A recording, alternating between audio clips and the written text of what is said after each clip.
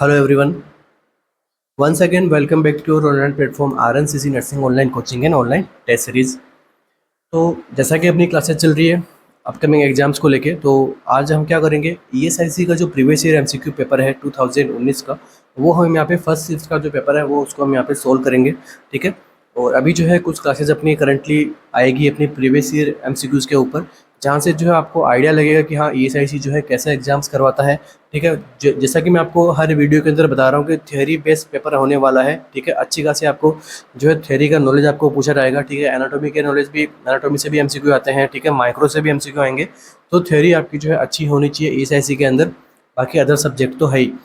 तो ये जो प्रीवियस ईयर MCQs है मैं आपको यहाँ पे सोल्व करवाऊंगा। ठीक है। अपकमिंग कुछ आने वाली क्लासेस के अंदर।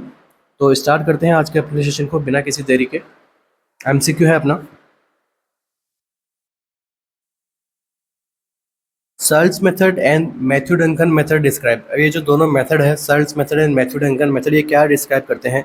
Waste to monitor foetal heart rate. ठीक है। ये जो दोनों ही जो है फीटल हार्ट रेट मॉनिटर करने के लिए होते हैं। Delivery of the presenting part के डिलीवरी करवाने के लिए।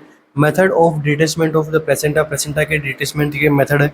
या फिर ways to presentation of the foetus के प्रेजेंटेशन के वे हैं। तो सर्ल्स एंड मैथ्यू डंकन मेथड क्या होता है?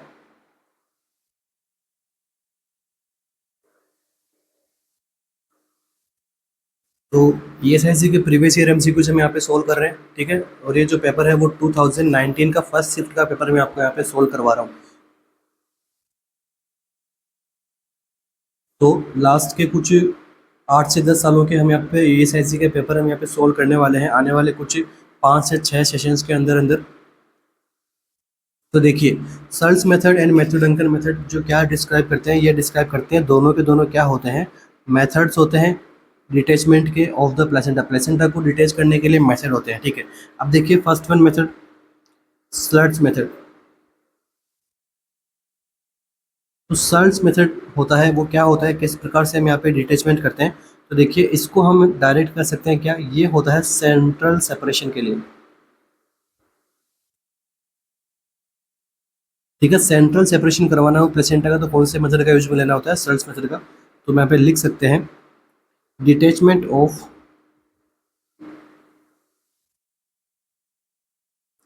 Placenta from its uterine attachment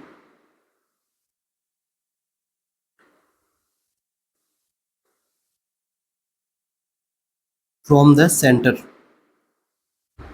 ठीक है। तो यूट्रस के जहाँ से प्लेसेंटा अटैच होती है वहाँ से सेंटर में से जो है यहाँ पे प्लेसेंटा का सेपरेशन होना, डिटेचमेंट होना, क्या कहते हैं इसको? अपन स्लट्स मेथड कहते हैं। Second, Matthew Duncan.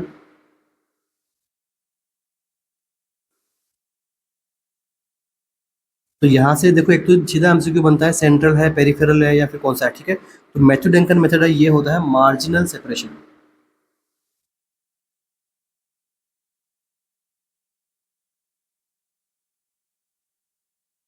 तो इसको जो है यहाँ पे करंटली इतना ज़्यादा फॉलो नहीं किया जाता है।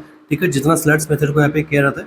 ठीक है। तो मार्जिन से प्लेसेंटा, ये आपको आपकी क्या प्लेसेंटा है, ठीक है, मदर की, तो इसके मार्जिन से सेपरेशन होना, और तो इसे हम क्या कहेंगे, मेथड डंकन। और इसके सेंट्रल में से सेपरेशन होना, इसे हम कहते हैं स्लट्स मेथड। नेक्स्ट देखिए, ways to monitor foetal heart rate. Foetal heart rate को मॉनिटर करने के लिए क्या है आपके पास में? फीटोस्कोप होता है, डॉपलर, इनसे हम क्या कर सकते हैं, या फिर स्टेथोस्कोप, इन सब से क्या कर सकते हैं, फीटल हार्ट रेट को मॉनिटर कर रहे होते हैं। ठीक है। Ways to presentation of the foetus. Foetus के प्रेजेंटेशन को असेस करने के लिए हम क्या करते हैं, USG करवाते हैं।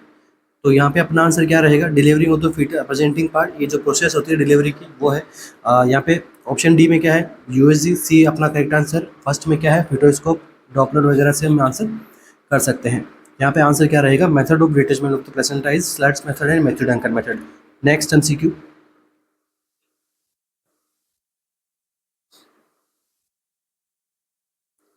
a cell that take part in innate immunity by killing viruses infected cell। ऐसी कौन सी सेल है जो innate immunity का पार्ट है?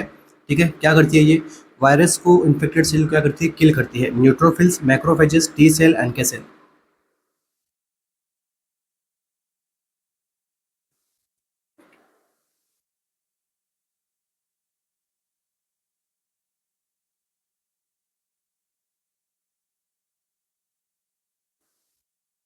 तो देखिए, यहाँ पे आपसे पूछा है कि ऐसी कौन सी सेल है जो वायरस को या फिर इन्फेक्टेड सेल्स को किल करती है, जो कि इन्नेट इम्यूनिटी का पार्ट भी है। Answer is natural killer cell. ठीक है, इसका नाम ही क्या है? Natural killer cell. ठीक है, इजी इजी एमसीक्यूज थे अपने प्रीवियस ईयर एग्जाम्स के अंदर। ठीक है, जहाँ पे कुछ यहाँ पे बस एक बात ध्यान रखनी है, एमसीक्यू बने कहाँ से है। सारे के सारे एमसीक्यूज जो है आपके थ्योरी से बनाए हुए एमसीक्यूज हैं। ठीक है, तो हो सकता है इस बार जो थोड़ा प्रैक्टिकल थ्योरी का मिक्सअप दे दे आपको। ठीक है, बट ज़्यादा प्रायोरिटी क्वेश्चन में आने की क्या है? थ्योरी है। ठीक है, तो थ्योरी अच्छी कर लीजिए आप सभी लोग। तो देखिए, नेचुरल किलर सेल में क्या होते हैं? ग्रेन्यूल्स प्रेजेंट रहते हैं, और इन ग्रेन्यूल्स में क्या रहता है? आपके एंजाइम्स प्रेजेंट रहते हैं। ठीक है, जो कि एपोप्टोसिस की प्रोसेस से क्या कर देते हैं? किल करते हैं वायरस को, इन्फेक्टेड सेल्स को। ठीक है, फॉर एग्जांपल जैसे ट्यूमर सेल्स को किल करना, ठीक है, इन्फेक्टेड वायरस सेल्स को किल करना। तो सारी की सारी जो कि कौन करता है? नेचुरल किलर सेल, और जो कि इन्हें हम क्या कहते हैं? Innate immunity. नेक्स्ट देखिए, न्यूट्रोफिल्स। तो न्यूट्रोफिल्स क्या है? Type of white blood cell है।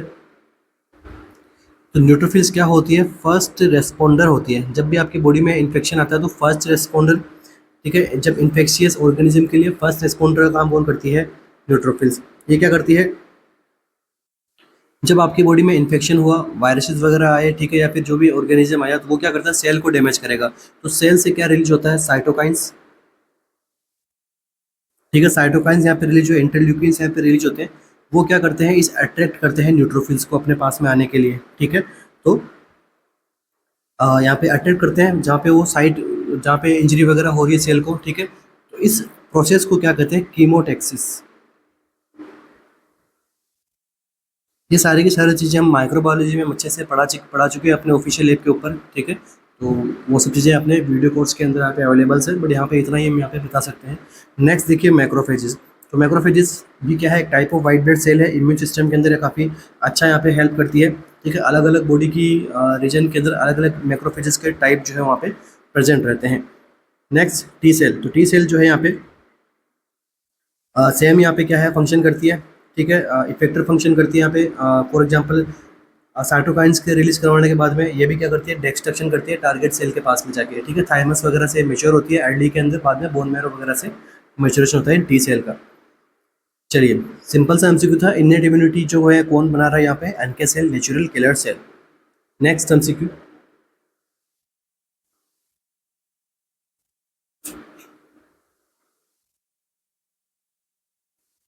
The term resourcefulness implies. Resourcefulness का मीनिंग क्या है?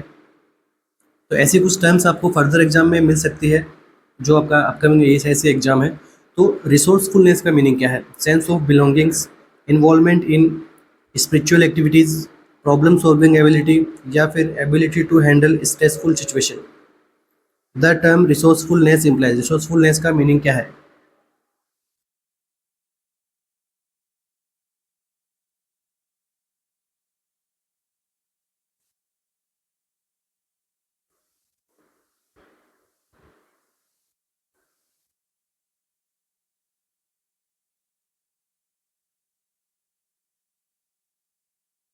देखिए, ability to handle stressful situation, इसे हम क्या कहते हैं?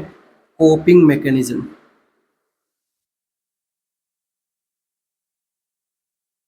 तो इनमें देखो, ज़रा समझाने लायक कुछ होता नहीं है अपने पास में।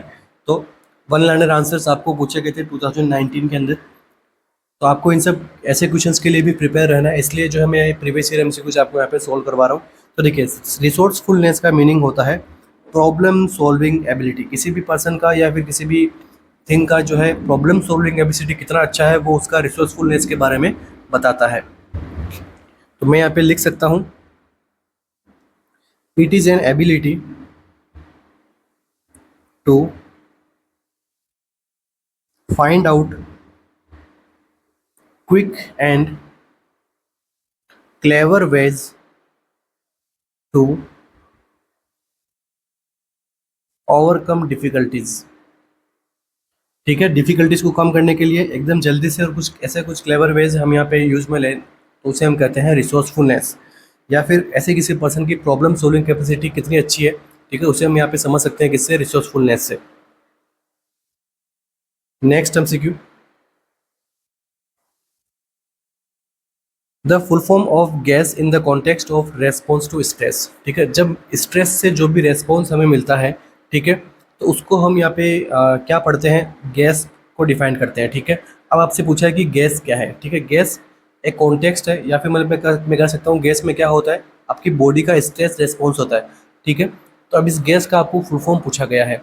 General adaptation system, general alarm signal, general adaptation syndrome, या फिर general alarm syndrome.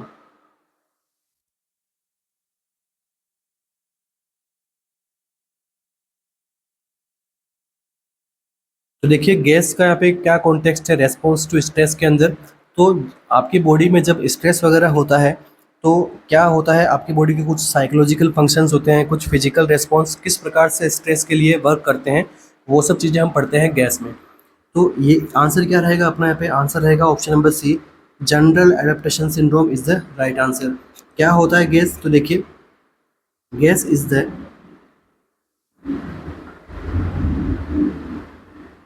Psychological and physical outcome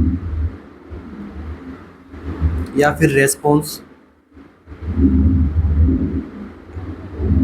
to stress. ठीक है, स्ट्रेस के लिए क्या है, ये साइकोलॉजिकल और फिजिकल रेस्पॉन्स होता है किसी भी प्रकार के स्ट्रेस के लिए। अब ये जो रेस्पॉन्स आता है इसकी भी कुछ यहाँ पे स्टेजेस होती है। अब डायरेक्टली तो कैसे उसको कोप करेगा, कैसे समझना भी होगा उसको, उसके लिए प्रिपेयर भी होना होगा, फिर उसको जो है आगे फर्दर कैसे हैंडल करना है, ये सब चीज़ें आपकी बॉडी करती है ऑटोमेटिकली, बट डायरेक्टली हैंडल तो नहीं कर पाती है, उसको समझती है भाई किस प्रकार का स्ट्रेस है, कैसे उसको हैंडल करेंगे, ये सब चीज़ें। तो ये सब चीज़ें किस में आती है, इसकी स्टेज के अंदर। तो बेसिकली यहाँ पर जो है 3 स्टेज होती है। First one stage is alarm stage, second one stage is resistance stage, and third one is exhaustion stage. 3 type की स्टेज होती है। तो जब भी आपकी बॉडी में कोई प्रकार का स्ट्रेस हो, अब स्ट्रेस जो है साइकोलॉजिकल भी हो सकता है, फिजिकल भी हो सकता है। ठीक है, अब फिजिकल स्ट्रेस अगर आ रहा है तो आपकी बॉडी में फिजिकल साइन सिम्टम्स होंगे। फॉर एग्जांपल अलार्म स्टेज, जैसे ही आपकी बॉडी को स्ट्रेस हुआ तो आपकी बॉडी ने क्या किया, कुछ अलार्मिंग किया, कुछ अलार्मिंग साइन सिम्टम्स उन्होंने बताए। ठीक है, क्या किया, एक तो जैसे रेस्पिरेटरी रेट है उसको क्या कर दिया, फास्ट कर दिया फॉर एग्जाम्पल। ठीक है, पेशेंट का ब्लड प्रेशर है वो इंक्रीज हो गया। और हम क्या समझ सकते हैं, प्यूपिल्स वो कैसी होगी, डायलेट होगी। ठीक है, सारे के सारे फंक्शंस क्या बता रहे हैं कि आपकी बॉडी को क्या हुआ है, कुछ स्ट्रेसफुल कंडीशन आपकी बॉडी में जनरेट हो रही है। ठीक है, और पर्सन जो है अभी इसको जो है प्रॉब्लम को कंप्लीट तरीके से हैंडल नहीं कर पा रहा है, तो ये सारे साइन सिम्टम्स आपकी बॉडी जो है बता देती है। अब यहाँ पर क्या होता है, आपकी बॉडी का या तो फाइट रेस्पॉन्स आता है या फिर फ्लाइट रेस्पॉन्स आता है। तो फाइट एंड फ्लाइट रेस्पॉन्स आपकी स्टेज की कौन सी स्टेज में देखने को मिलता है, तो अलार्म स्टेज के अंदर, कि या आगे इससे फाइट करना है, नहीं करना है, करना है तो करना है तो फिर आगे बढ़ते हैं, नहीं करना तो फिर यहीं से थोड़ा इस स्ट्रेसफुल सिचुएशन से दूर चले जाते हैं। ठीक है, समझने के लिए बता रहा हूँ। नेक्स्ट देखिए, अलार्म हो गया, अब आता है रेसिस्टेंट स्टेज। रेसिस्टेंट स्टेज में क्या होता है, पर्सन एज्यूम कर रहा है कि वो क्या, उसके जो बॉडी के जो रिसोर्सेज हैं वो क्या कर रहे हैं, कोप कर रहे हैं स्ट्रेस के साथ में। ठीक है, नेक्स्ट देखिए एग्जोशन। एग्जोशन का क्या मीनिंग हो गया कि जैसे शॉर्ट टाइम के लिए अगर स्ट्रेस आया है तो वो यहाँ पे बॉडी आराम से उसको कोप कर लेती है, बट जब कुछ स्ट्रेस ऐसे होते हैं जो लंबे टाइम तक आ रहे हैं, ठीक है, फॉर एग्जांपल शॉक की कंडीशन है, तो शॉक जो लंबे टाइम से यहाँ पे मेंटेन रह गया, तो उस कंडीशन में जो है बॉडी की जो कैपेसिटी है वो प्रॉपर उसको हैंडल नहीं कर पाती है। ठीक है, पर्सन जो है वो ज़्यादा एग्जॉस्टेड हो जाता है, सिचुएशन उसकी वाइटल्स उसके इतने ज़्यादा ख़राब हो जाते हैं कि उसकी क्या हो सकती है, डेथ भी हो सकती है, वापस से उसकी रिकवरी करना थोड़ा मुश्किल होता है, डिफिकल्टी, या फिर मैं कहूँ लाइफ थ्रेटनिंग कंडीशन यहाँ पे डेवलप हो सकती है। तो ये सारी की सारी कौन सी स्टेज होती है, 3 स्टेज होती है, किसकी होती है, गैस की। गैस क्या होता है, जनरल अडेप्टेशन सिंड्रोम होता है। 3 स्टेज होती है, alarm, resistance, exhaustion.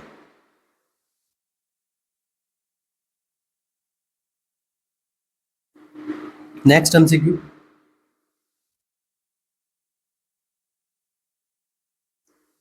The correct order of the phase in the bacterial growth curve. अब बैक्टीरियल ग्रोथ कर्व का करेक्ट ऑर्डर क्या है, lag phase, exponential phase, stationary phase, या फिर decline. Lag phase, stationary phase, exponential phase, या फिर decline. Lag phase, exponential phase, decline, या फिर स्टेशनरी, या फिर लैग, डिक्लाइन, एक्सपोनेंशियल, या फिर स्टेशनरी।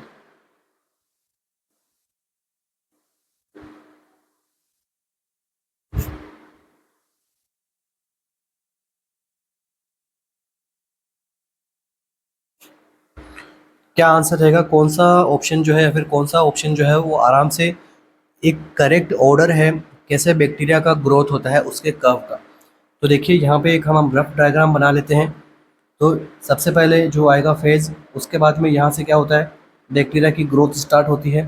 फिर यहाँ पे आराम से बैक्टीरिया जो है ग्रोथ पे होल्ड रहता है, उसके बाद में उसमें क्या आता है, डिक्लाइन आता है। तो देखो डिक्लाइन तो मैंने आपको बता दिया है, लास्ट ऑप्शन कौन सा होने वाला है, डिक्लाइन फेज। अब इसको यहाँ पे ऐसे हम आराम से इसको मार्क कर सकते हैं। तो this one is decline phase.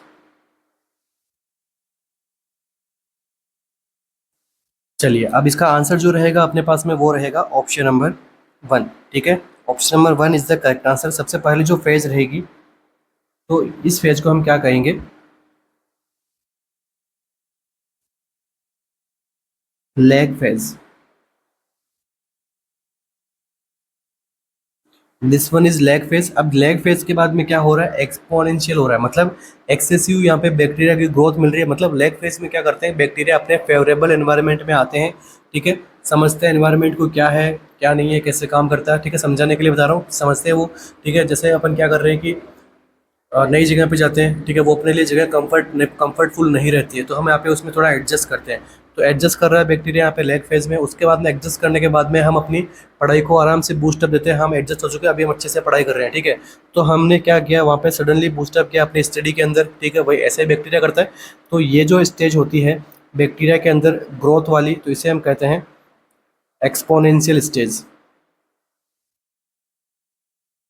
फिर बाद में अपनी जो स्टडी है वो हम एग्ज़ाम तक कंटिन्यू मेंटेन करके रखते हैं वहीं पे, क्योंकि हमें पता है कि कंटिन्यूसी ज़रूरी होती है अपनी स्टडी के अंदर। ठीक है, गोल को अचीव करने के लिए ऐसा नहीं कि हमने 4 दिन अच्छे से स्टडी की फिर बाद में 2 दिन का गैप ले लिया, ऐसे नहीं होना चाहिए। ठीक है, बैक्टीरिया से सीखो कैसे करना है। तो बैक्टीरिया क्या करता है, अपने ग्रोथ करने के बाद में कुछ टाइम पीरियड तक उसको मेंटेन करता है, जब तक उसको गोल अचीव ना हो जाए या फिर जब तक एंटीबायोटिक्स अपना वर्क करना शुरू ना कर दे। तो ये जो फेज होती है, ये फेज को हम कहते हैं स्टेशनरी फेज। ठीक है, तो 4 फेजेस मैंने आपको वर्बली समझा दी है। तो lag phase, stationary phase, exponential phase, stationary phase और डिक्लाइन फेज, ये चारों फेज होती है बैक्टीरिया के ग्रोथ कर्व के अंदर। और यही इसका एक्सप्लेनेशन है। अब एक एक को मैं यहाँ पे लिखाऊंगा तो थोड़ा टाइम कंजप्शन ज़्यादा होगा, तो आराम से मैंने इसको वर्बली कोशिश की है बेहतर अच्छे तरीके से एग्जाम्पल के साथ समझाने की। Next MCQ।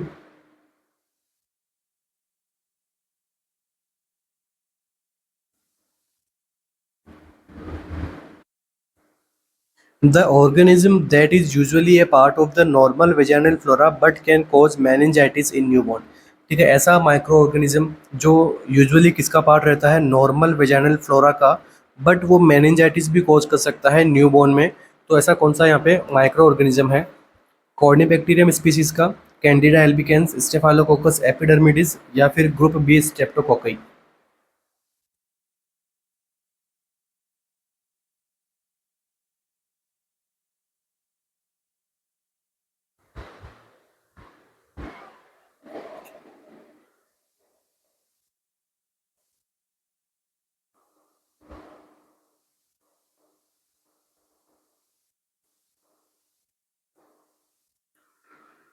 तो देखिए यहाँ पे जो आंसर रहेगा वो रहेगा ग्रुप बी स्ट्रेप्टोकोकाई। ठीक है, ग्रुप बी स्ट्रेप्टोकोकाई है जो इंटेस्टाइनल फ्लोरा, इंटेस्टाइन के अंदर भी प्रेजेंट रहता है और वेजाइना के अंदर भी प्रेजेंट रहता है एज ए नॉर्मल फ्लोरा।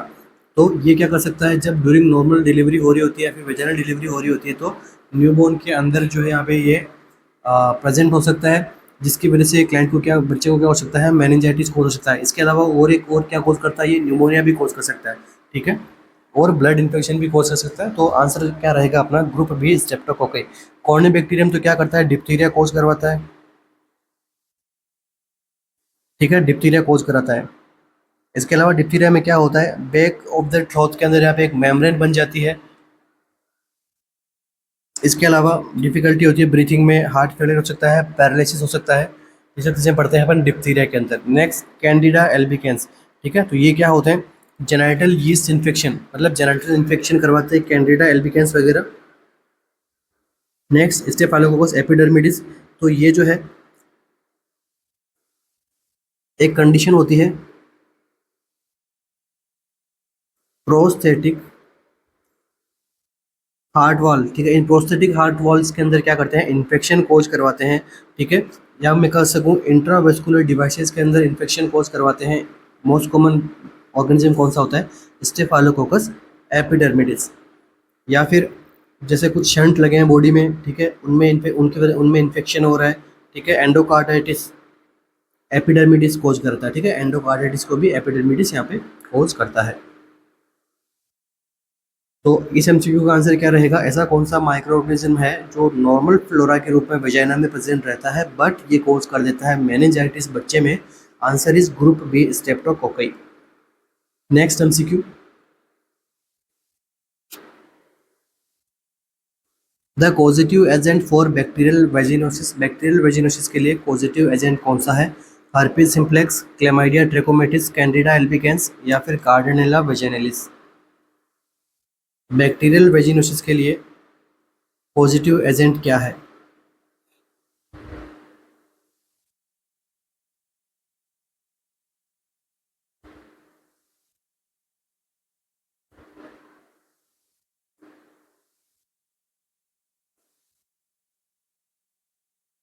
तो देखिए बैक्टीरियल वेजिनोसिस होता कैसे है। तो बैक्टीरियल वेजिनोसिस क्या है, एक प्रकार का वेजाइनल इन्फ्लामेशन है।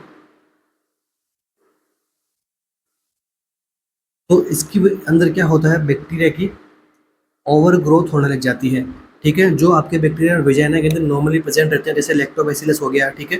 तो जब बैक्टीरिया की यहाँ पे ओवर ग्रोथ होगी तो लैक्टोबैसिलस जो है वो रिप्लेस हो जाता है किससे, गार्डनेरिला वेजाइनलिस से। तो यहाँ पे आंसर क्या रहेगा, गार्डनेरिला वेजाइनलिस अपना यहाँ पे करेक्ट आंसर रहने वाला है।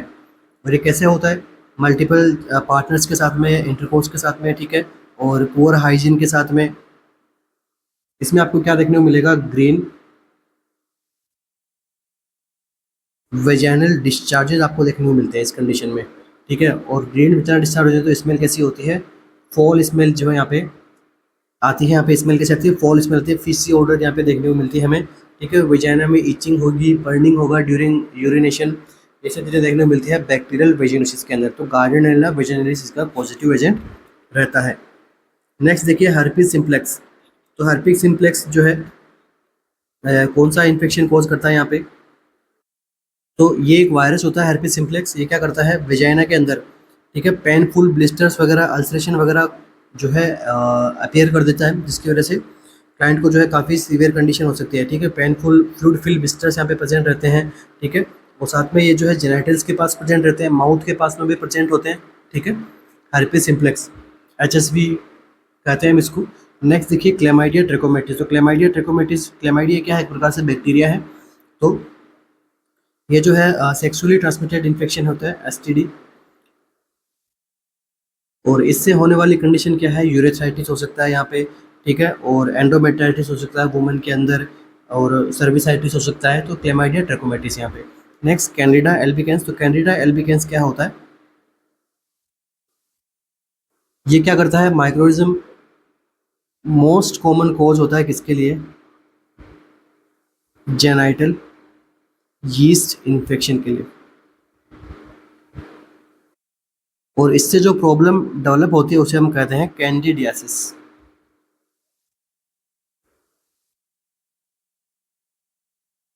तो वेजाइनल कैंडिडियासिस भी हो सकता है, मेल को भी हो सकता है, फीमेल को भी हो सकता है। इसके अलावा और कहाँ पे हो सकता है, ये माउथ और थ्रोट में, जिसे हम क्या बोलते हैं, थ्रश। तो यहाँ पे अपना आंसर क्या रहेगा, बैक्टीरियल वेजिनोसिस का पॉजिटिव एजेंट क्या रहेगा, गार्डनेरिला वेजाइनलिस। और यहाँ पे आपसे ड्रग पूछ ले तो क्या देना है, metronidazole.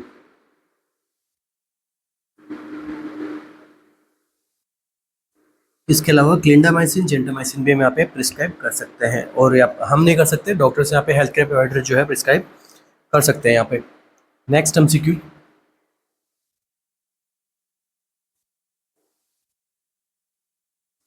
Which of the below is not a part of the secondary prevention of mental illness. ठीक है, नीचे दिए ऑप्शन में से कौन सा ऑप्शन जो है वो पार्ट नहीं है मेंटल इलनेस के सेकेंडरी प्रिवेंशन के लिए। Rehabilitation, screening, early detection, crisis stabilization.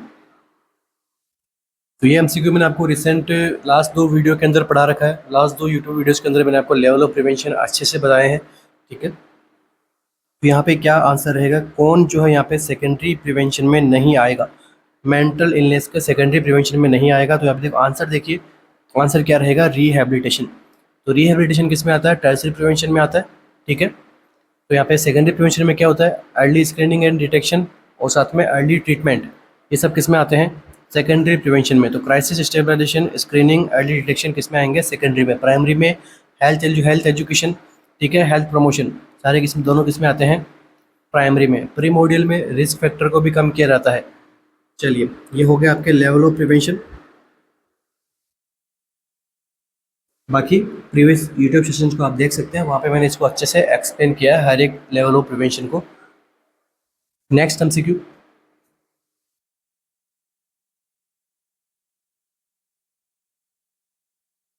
During the age 1 to 3 the development stage according to Freud's theory, ठीक है। फ्रूट्स ने एक थ्योरी दी थी, उस थ्योरी के according 1 to 3 year age group के बच्चों के अंदर कौन सी डेवलपमेंटल स्टेज रन करती है, anal stage, oral stage, phallic stage या फिर जेनाइटल स्टेज।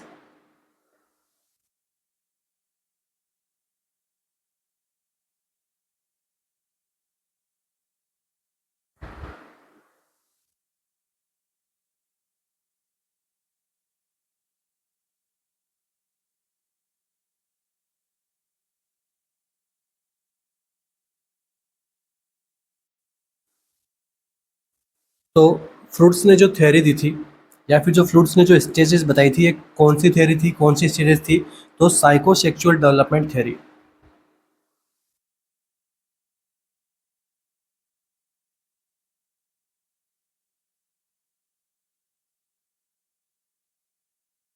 ठीक है, तो फ्रूट्स ने कौन सी थ्योरी दी थी, साइकोसेक्सुअल डेवलपमेंटल थ्योरी दी थी इन्होंने।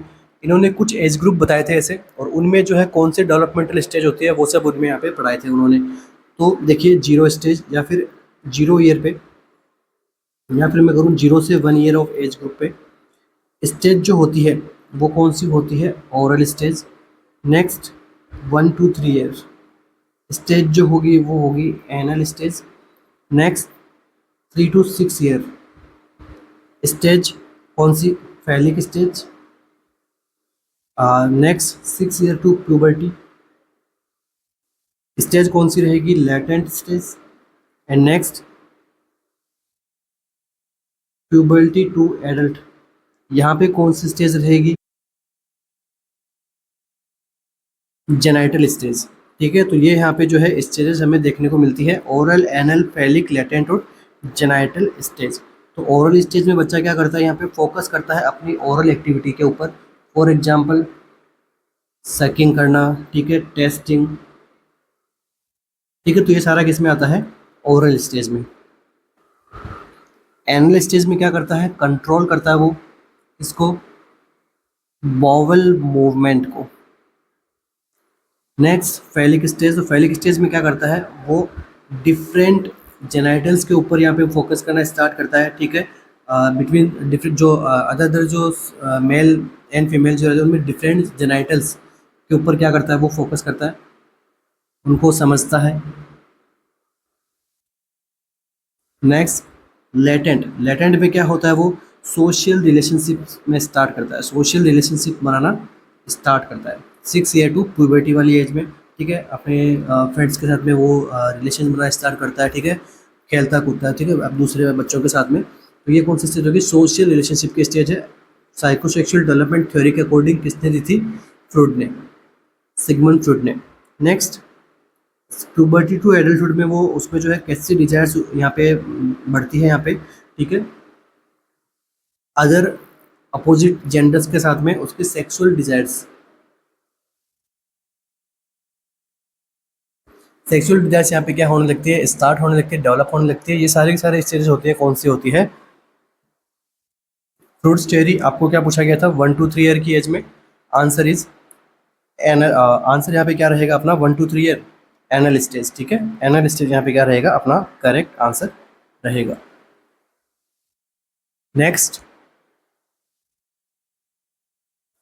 A plan that passes through the midline of the body and divides into equal right and left side। एक ऐसा प्लान जो बॉडी को मिडलाइन से यहाँ पे पास करता करता बॉडी को क्या करे, दो हिस्से में डिवाइड करे। एक राइट एंड लेफ्ट साइड में दोनों हिस्से कैसे होने चाहिए, इक्वल होने चाहिए। ऐसे प्लान को हम क्या कहेंगे, parasagittal plane, coronal plane, mid sagittal plane या फिर ऑब्लिक प्लान। तो ऐसे प्लान को हम क्या कहेंगे, mid sagittal plane. Option number C यहाँ पे क्या रहेगा, करेक्ट आंसर रहेगा।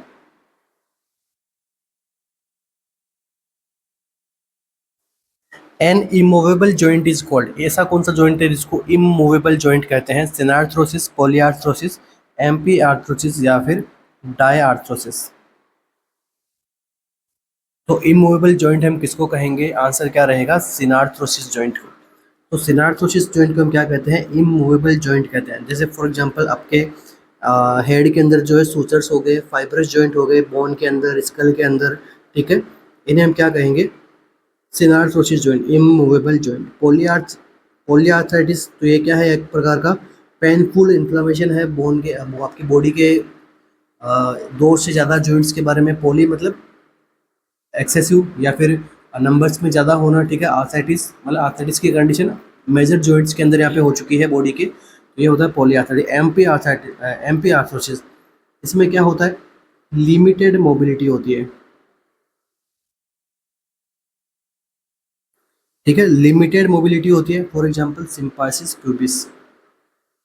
अब जनरली यहाँ पे मोबिलिटी नहीं होती है, बट ड्यूरिंग नॉर्मल डिलीवरी इसके सिम्पाइसिस प्यूबिस के अंदर भी जो है मोबिलिटी देखने को मिलती है।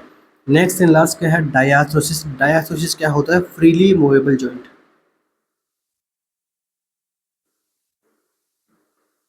ठीक है। तो diarthrosis freely movable, for example joint क्या हो गए, साइनोवियल जॉइंट। आपकी बॉडी के जितने साइनोवियल जॉइंट है सारे के सारे क्या करते हैं, फ्रीली मूवेबल जॉइंट करते हैं।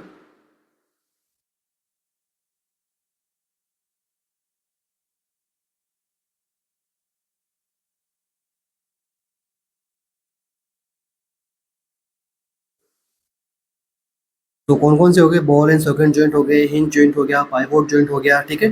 सारे के सारे बॉडी के जो जॉइंट्स हैं जो साइनोवियल जॉइंट की कैटेगरी में आते हैं, ठीक है। हिंज जॉइंट हो गया, ये सारे किस में आते हैं, फ्रीली मूवेबल जॉइंट। तो तीन टाइप के जॉइंट होते हैं, सिनार्थ्रोसिस, एम्पी आर्थ्रोसिस, डायआर्थ्रोसिस, ठीक है। तो आपको पूछते हैं टीथ के बीच में जो जॉइंट होता है वो कैसा जॉइंट होता है, ठीक है। सभी को मुझे कमेंट करके बताना है कि टीथ में जो जॉइंट प्रेजेंट रहता है वो जॉइंट का एग्जांपल क्या रहता है, ठीक है। मैंने आपको समझा दिया तीनों टाइप के जॉइंट, सिनार्थ्रोसिस, एम्पी आर्थ्रोसिस, डायआर्थ्रोसिस। तो इमूवेबल, स्लाइटली मूवेबल या फिर लिमिटेड मूवेबल और फ्रीली मूवेबल। पॉलीआर्थराइटिस, आर्थराइटिस की कंडीशन जिसमें बॉडी के जो है ज़्यादातर जॉइंट्स यहाँ पे क्या होते हैं, उनमें इन्फेक्शन, इन्फ्लामेशन हो जाता है। नेक्स्ट सेशन को आगे बढ़ाने से पहले आप सभी के लिए एक इन्फॉर्मेशन। तो आरएनसीसी नर्सिंग कोचिंग की तरफ से जो है ईएसआईसी के लिए जो है यहाँ पे टेस्ट सीरीज कंटिन्यू की जा रही है, ठीक है। टेस्ट सीरीज यहाँ पे ईएसआईसी के लिए यहाँ पे हमने स्टार्ट कर दी गई है। इसमें क्या है, आपके 100 टेस्ट है टोटल, ठीक है। इसमें से 97 जो टेस्ट है लाइव टेस्ट मिलेंगे। इसी के साथ ही 3 ईयर प्रीवियस ईयर टेस्ट भी हमने क्या किया इसमें इंक्लूड किए हैं, ठीक है। सारे सारे एमसीक्यूज कैसे हैं, ईएसआईसी ओरिएंटेड एमसीक्यूज हैं, ठीक है। कंप्लीट सिलेबस सीरीज होगा, ठीक है। सिलेबस वाइज जो है आपको यहाँ पे इधर यहाँ पे डेट वाइज आपके यहाँ पे क्वेश्चन पेपर दिए हुए हैं, इस कौन सी डेट को कौन सा एग्जाम होना है, कौन से सब्जेक्ट का होना है या फिर कौन से टॉपिक का होना है। इसके अलावा यहाँ पे सिलेबस सीरीज हो गया। इसके अलावा हाई यील्ड एमसीक्यूज रहते हैं अपने, क्योंकि सारे जो एग्जाम के पैटर्न के अकॉर्डिंग क्वेश्चंस बनाए हुए हैं, ठीक है। तो डेली एक यहाँ पे लाइव टेस्ट रहेगा, मल्टीपल अटेम्प्ट कर सकते हो। ऐसा नहीं कि लाइव जो हो गया उसके बाद अटेम्प्ट नहीं कर सकते, बिल्कुल कर सकते हो, ठीक है। सेल्फ एनालिसिस आप कर सकते हो इसके साथ में। कंप्लीट एग्जामिनेशन प्रिपरेशन करवाएंगे हम यहाँ पे। 67 टॉपिक बेस्ड टेस्ट है इसके अंदर, ठीक है। उसके अलावा 3 प्री ईएसआईसी मेगा टेस्ट रहेंगे, ठीक है। और एग्जाम तक ये क्या रहेगी, सीरीज आपके वैलिड रहने वाली है। इसके रिगार्डिंग आपको और कोई क्वेरीज हो तो आप क्या कर सकते हैं, हमारे सपोर्टिव नंबर पे बात कर सकते हैं। हमारा सपोर्टिव नंबर है 9588567774। ये हमारे क्या सपोर्टिव नंबर है, ठीक है। 24/7 जो है आप यहाँ पे हमें कॉल कर सकते हैं, मैसेज कर सकते हैं। आपको यहाँ पे आपकी क्वेरीज का यहाँ पे सॉल्यूशन 100% किया जाएगा। तो नेक्स्ट आगे बढ़ते हैं। बाकी ये कहाँ से एनरोल करोगे, आप हमारे ऑफिशियल ऐप पे जाना होगा, प्ले स्टोर में आरएनसीसी टाइप करोगे तो आपको वहाँ पे हमारा ऐप मिल जाएगा। नेक्स्ट एमसीक्यू की तरफ बढ़ते हैं अपन।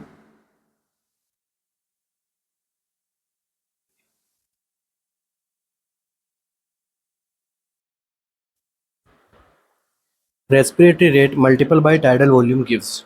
जब रेस्पिरेटरी रेट को टाइडल वॉल्यूम से हम मल्टीप्लाई करते हैं तो हमें क्या मिलता है? Minute volume, expiratory reserve volume, total lung capacity या फिर maximum voluntary ventilation. Respiratory rate multiple by tidal volume gives minute volume, expiratory reserve volume, total lung capacity, maximum voluntary ventilation.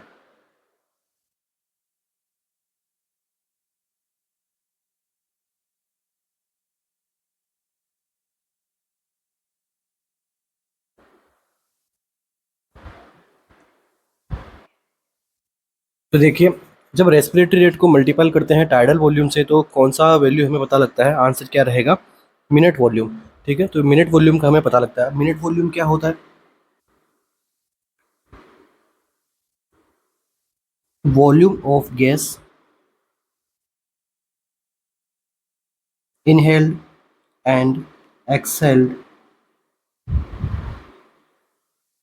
from a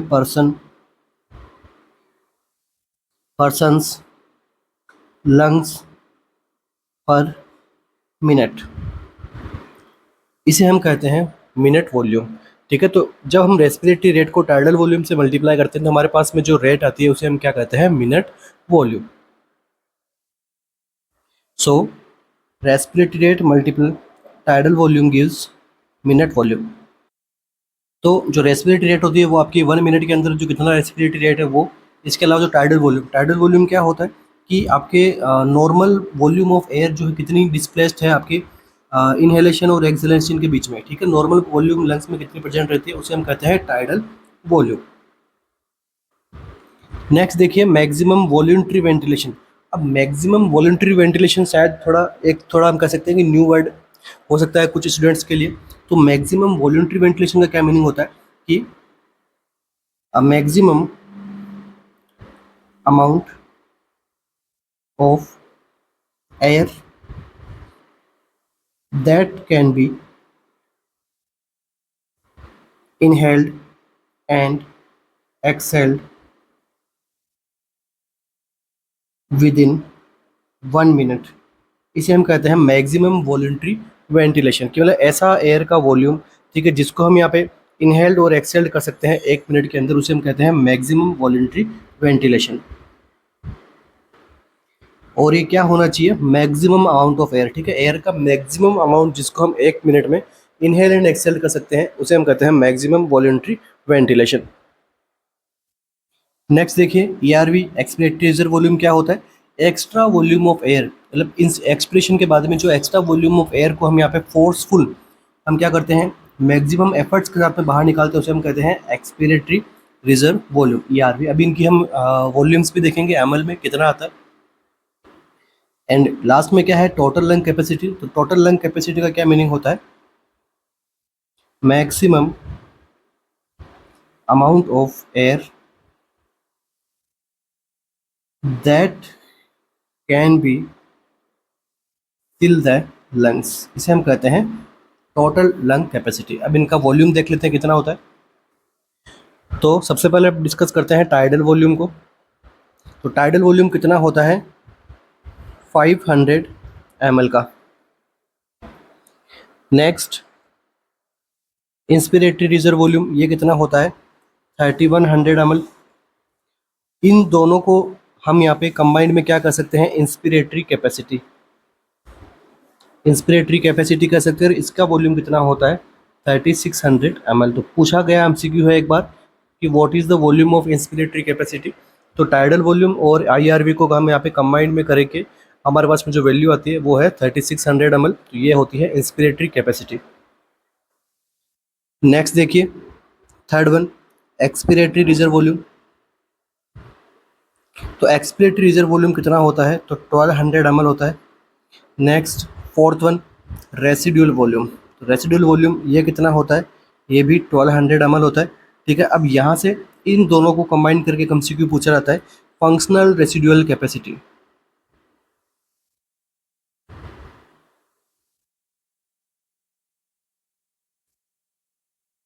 और ये कितनी होती है? इन दोनों को add कर दो तो 2400 ml यहाँ पे कितना होता है? FRC, ठीक है, फंक्शनल रेसिडुअल कैपेसिटी। नेक्स्ट जो है आपको पूछा जाता है वाइटल कैपेसिटी कितनी होती है लंग्स की। तो वाइटल कैपेसिटी कितनी होती है 4800 ml। और फाइनल आपसे पूछा जाता है टोटल लंग कैपेसिटी, इन सभी को कंबाइन करेंगे तो कितना आएगा 6000 ml। ये सारी जो है लंग्स की वॉल्यूम है जो एग्जाम में ESIC में पूछी जाती है और प्रीवियस ईयर MCQ सोल्व कर रहे हैं तो पूछी गई है, ठीक है।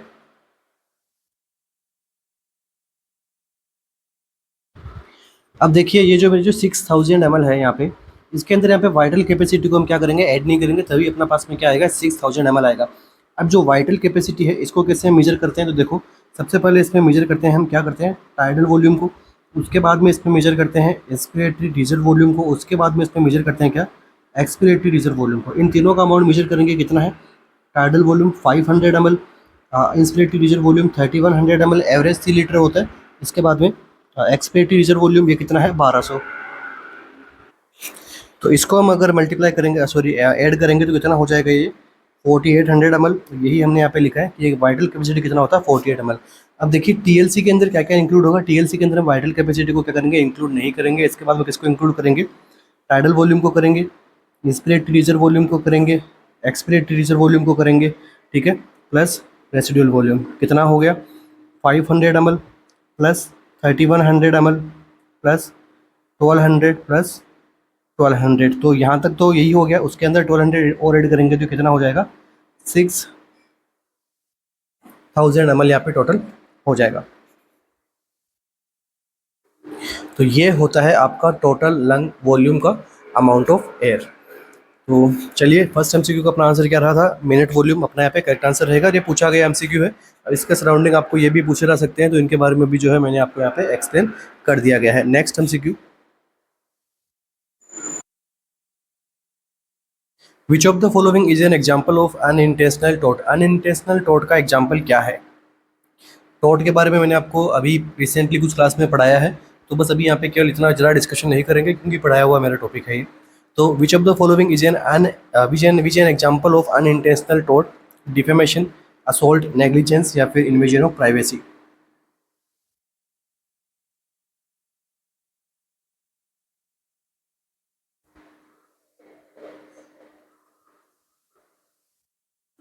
तो देखिए जल्दी से आंसर की बात करते हैं इसमें। टोट का मीनिंग क्या होता है, ये जो है पूछा जाता है एग्जाम में। तो टोट का मीनिंग क्या होता है सिविल रॉन्ग कमिटेड। अब ये किसके अगेंस्ट होता है civil wrong committed against person और प्रॉपर्टी।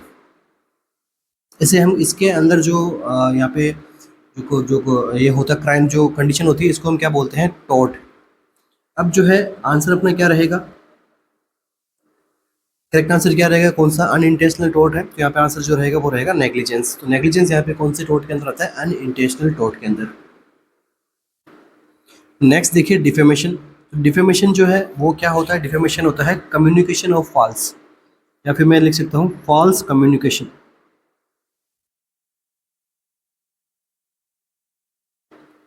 जिससे किसी पर्सन की या तो उसकी रेपुटेशन खराब हो रही है, इसकी इमेज खराब की जा रही है, या फिर किसी पर्सन की कोई प्रॉपर्टी वगैरह पे जो है वो इमेज पे खराब इमेज हो रही है उसका, ठीक है। तो इसमें जो है दो टाइप की यहाँ पे डिफेमेशंस होते हैं।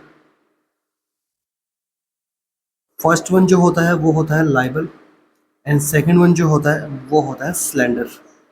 तो एज से स्लैंडर, एज से क्या हो जाएगा स्पीच, मतलब क्या कि स्पोकन वर्ड से किसी का इमेज या किसी की रेपुटेशन को खराब करना वो होता है स्लैंडर के अंदर, ठीक है। और लाइबल में क्या होता है रिटन, ठीक है, रटने की जरूरत नहीं है। एज से स्लैंडर, एज से स्पीच, स्पीच से स्पोकन, ठीक है। तो ये सब चीज़ें अपन यहाँ पे आराम से याद कर सकते हैं। इसके अलावा जो होता है असोल्ट, तो असोल्ट में क्या होता है, ये एक होता है इंटेंशनल टोट, ठीक है। इसमें क्या होता है अटेम्प्ट टू बॉडीली इंजरी, किसी को यहाँ पे बॉडीली इंजरी कर सकते हैं अपन, या फिर यहाँ पे अनलॉफुल ट्रीट करते हैं किसी को, तो वो होता है असोल्ट।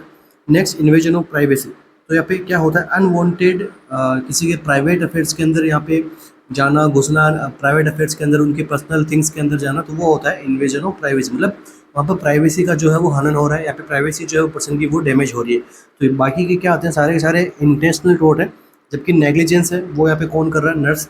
ठीक है, जो नर्स यहाँ पे परफॉर्म कर रही है, ऐसा एक्ट परफॉर्म कर देती है जिससे रिजल्ट में कुछ पेशेंट को इंजरी हो जाए, ठीक है, या फिर कोई प्रॉपर्टी डैमेज हो जाए, ठीक है, या फिर किसी और टाइप का लॉस हो जाए, इसे हम कहते हैं नेग्लिजेंस। ये नर्स की नेग्लिजेंस से हुआ है।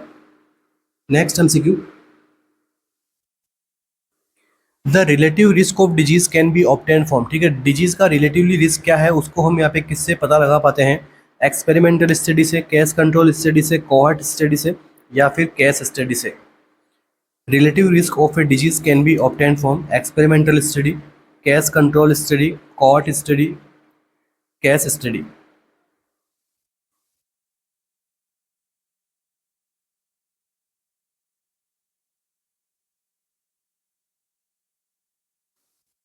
तो देखिए, यहाँ पे अपना आंसर जो रहेगा वो रहेगा कोहॉर्ट स्टडी। तो कोहॉर्ट स्टडी में क्या करते हैं अपन, यहाँ पे किसी डिजीज, हम यहाँ पे एक ग्रुप ऑफ पीपल लेते हैं। ठीक है, कोहॉर्ट का मीनिंग क्या होता है, ग्रुप ऑफ पीपल। तो ग्रुप ऑफ पीपल्स को हम यहाँ पे लेते हैं। ठीक है, तो उनमें हम देखते हैं कि कुछ पे जो है एक्सपोजर वगैरह हो रखा होता है। ठीक है, तो उनमें हम देखते हैं कि इसका जो एक्सपोजर की हम यहाँ पे स्टडी करते हैं, मतलब क्या यहाँ पे रिलेटिव रिस्क रह सकता है इन पेशेंट्स के अंदर। ठीक है, तो ये सब चीज़ें जो है वो ऑब्टेन कर सकता है कौन सी स्टडी से, कोहॉर्ट स्टडी से। तो देखिए, it support the existence of association between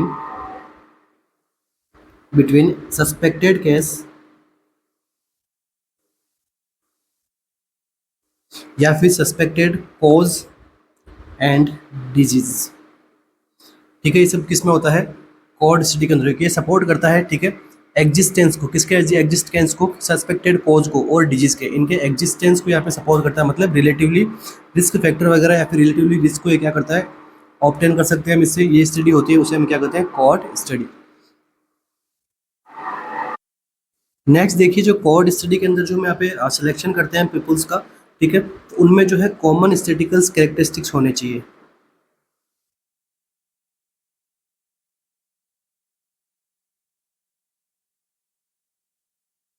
for example as को रिलेटेड, बर्थ डेट को रिलेटेड, ठीक है, ये सब कॉमन होना चाहिए, तभी जो हम यहाँ पे अच्छे से रिलेटिवली रिस्क ऑफ डिजीज को हम अच्छे से यहाँ पे ऑब्टेन कर पाएंगे। नेक्स्ट एमसीक्यू आता है कि कोड स्टडी कैसी स्टडी है, तो ऑब्जर्वेशनल स्टडी है।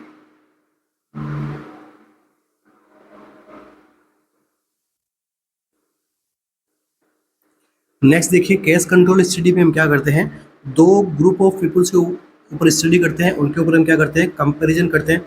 ठीक है, डिजीज कंडीशंस को लेके, ठीक है, और किस प्रकार से जो है डिजीज को हम कंट्रोल कर सकते हैं, इस सब चीज़ों को हम यहाँ पे स्टडी करते हैं केस कंट्रोल स्टडी के अंदर।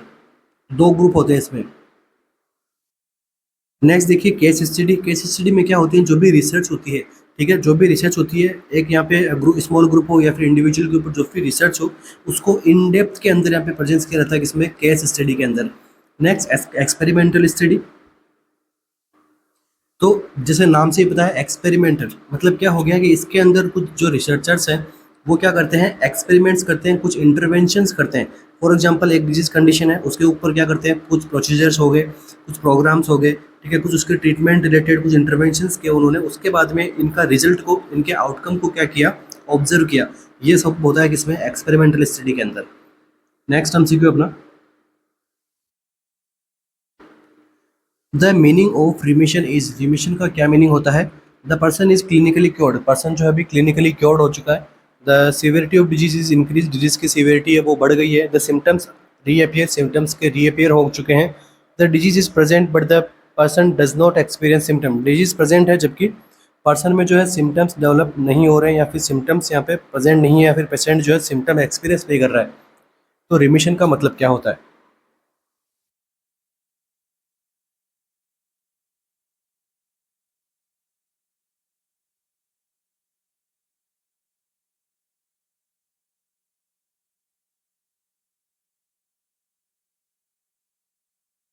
तो देखिए, ये एमसीक्यू जो है बार बार रिपीट हुआ है कुछ एग्जाम्स के अंदर।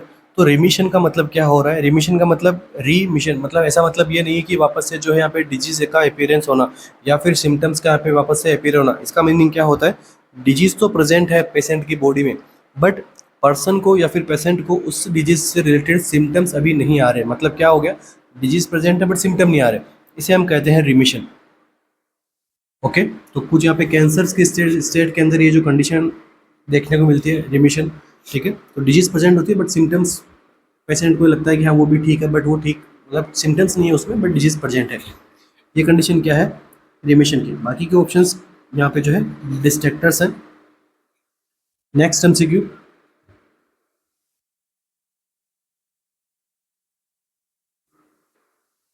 एक ग्रुप ऑफ रिलेटेड आइडियाज और स्टेटमेंट इज कॉल्ड। ठीक है, एक ग्रुप है जिसके आइडियाज कैसे हैं? रिलेटेड हैं, और स्टेटमेंट्स भी कैसे हैं? रिलेटेड है।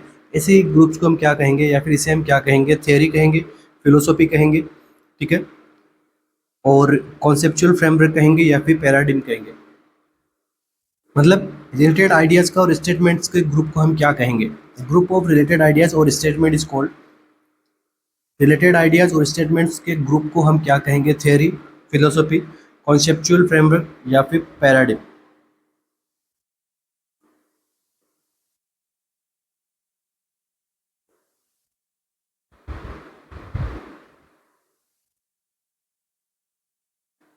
तो यहाँ पे अपना जो आंसर रहेगा वो रहेगा कॉन्सेप्चुअल फ्रेमवर्क। ठीक है, तो कॉन्सेप्चुअल फ्रेमवर्क का मीनिंग होता है रिलेटेड आइडियाज और स्टेटमेंट्स का ग्रुप को हम क्या कहेंगे? Conceptual framework.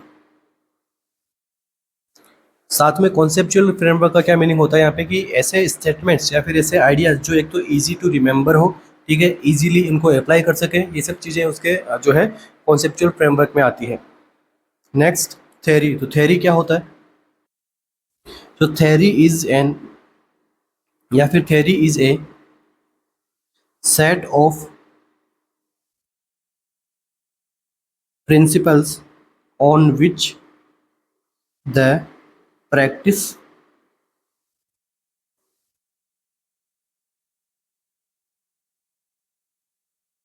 of an activity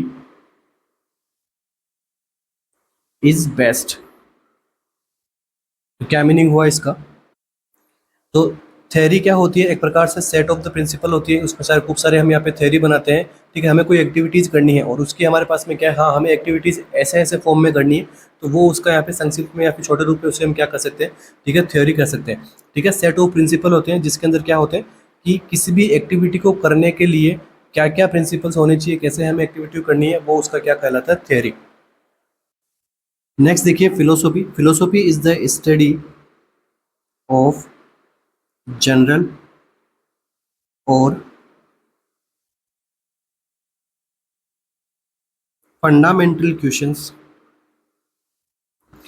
किससे रिलेटेड क्वेश्चंस होते हैं? किससे रिलेटेड जनरल्स की स्टडी करते हैं फिलोसॉफी में? एग्जिस्टेंस के बारे में, किसी भी थिंग के एग्जिस्टेंस के बारे में, नॉलेज के बारे में, ठीक है, किसी वैल्यूज़ के बारे में, या फिर किसी रीजन के ऊपर, ठीक है, या फिर किसी लैंग्वेज के ऊपर। ठीक है, ये सारी की सारी हम स्टडी करते हैं जनरल्स की, फंडामेंटल क्वेश्चंस की। किसके ऊपर? एग्जिस्टेंस, किसी के एग्जिस्टेंस के ऊपर, नॉलेज के ऊपर, वैल्यूज़ के ऊपर, रीजन के ऊपर, ठीक है, लैंग्वेज के ऊपर। ये सब चीज़ें किसमें हम डिस्कस करते हैं? फिलोसॉफी के अंदर। Next, paradigm. तो पैराडिम क्या है? एक प्रकार से इंटेलेक्चुअल परसेप्शन होता है।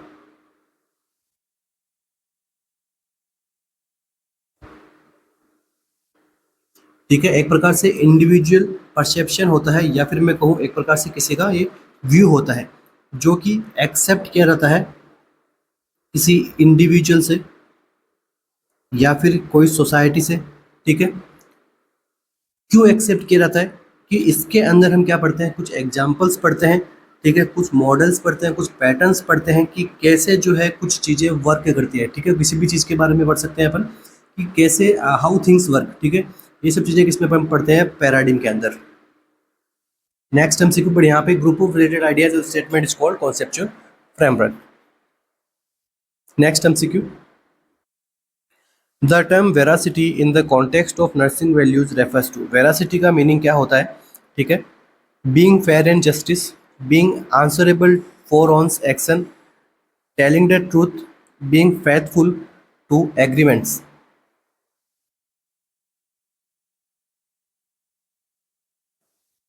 तो ये भी जो टॉपिक है अपना प्रीवियस ईयर यूट्यूब सेशंस के अंदर पढ़ाया हुआ मेरा। तो वेरासिटी का मीनिंग होता है टेलिंग द ट्रूथ, ठीक है, telling the truth is the correct answer. ये सब जो है नर्सिंग वैल्यूज के अंदर हम पढ़ते हैं, ठीक है। इसके अलावा देखिए बीइंग फेयर एंड जस्टिस, तो बीइंग फेयर एंड जस्टिस यहाँ पे जो है इसमें क्या होता है कि हर एक पर्सन को जो है इक्वली ट्रीट करना चाहिए। उसके अलावा इक्वल सिचुएशंस के साथ में इक्वल मैनर के साथ में हर किसी को ट्रीट करना चाहिए। Next being answerable for one's action, मतलब खुद के एक्शन के लिए आंसरेबल होना, इसे हम कहते हैं अकाउंटेबिलिटी। नेक्स्ट देखिए बीइंग फेथफुल और एग्रीमेंट्स, ठीक है, बीइंग फेथफुल टू एग्रीमेंट्स, अपने जो एग्रीमेंट्स है उसके लिए आपको जो है फेथफुल रहना चाहिए, और ये होता है फिडेलिटी। नेक्स्ट एमसीक्यू, यहाँ पे आंसर क्या रहेगा, telling the truth. Next question,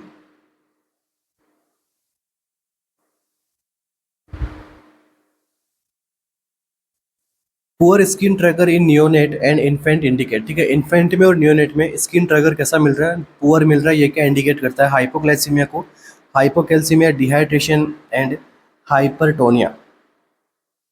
ये भी एकदम इजी एमसीक्यू है, ठीक है। पुअर स्किन ट्रैकर और पुअर जो यहाँ पे स्किन ट्रैकर मिल रहा है किसमें, नियोनेट में और इन्फेंट में, ये किसको सजेस्ट करता है, ये आराम से इजीली आंसर कर सकते हैं इसका, डिहाइड्रेशन को सजेस्ट करता है।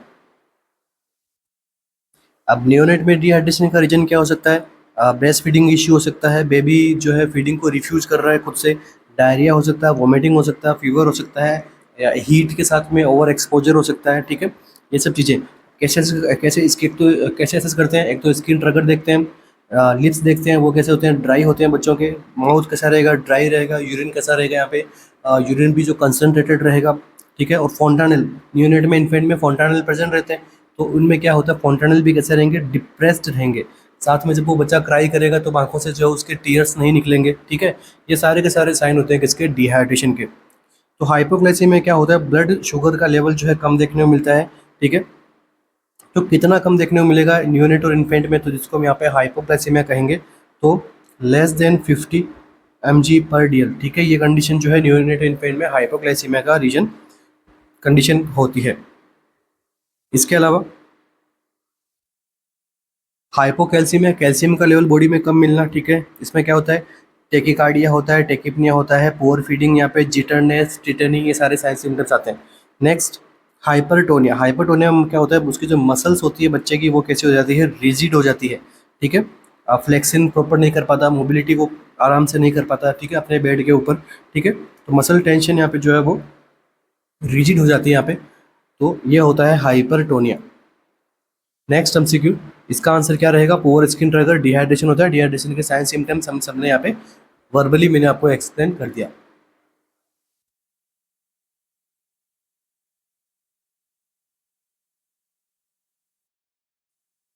So thank you so much everyone, बने रहने के लिए। मिलते हैं अपने नेक्स्ट सेशन में।